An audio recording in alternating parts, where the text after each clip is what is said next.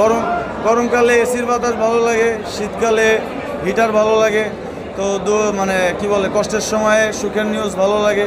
তো এরকম এটা একটা খুব আনন্দের নিউজ যে শাকিব খান ভাইয়ের সিনেমায়, অনন্য মোহন ভাইয়ের সিনেমায় দরদে আমি গান করছি, 2টা গান।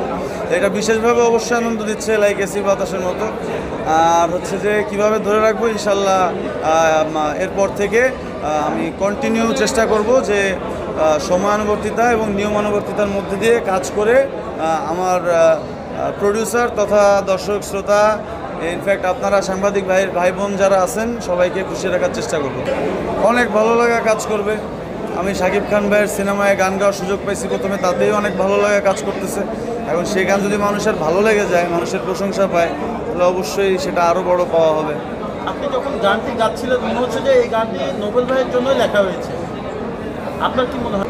হ্যাঁ, এই জিনিসটা আসলে যারা গানটা রচনা করছেন বা গানটার আসল যে ছবিটা, ইমেজটা এটা আঁকছেন, যেমন অনন্য মোহন ভাই পরিকল্পনা করছেন, তারপরে যিনি গানটা লিখছেন, যিনি ডিরেকশন দিচ্ছেন, তো এনারা আসলে আমার থেকে আরও সুন্দরভাবে গানটাকে আগের থেকেই পরিকল্পনা করে রাখছিল যে নোবেল গাইলে হয়তো ভালো হবে। বাট আমি ওইভাবে বুঝতে পারিনি, বিকজ আমার তো অভিজ্ঞতা অত বেশি না।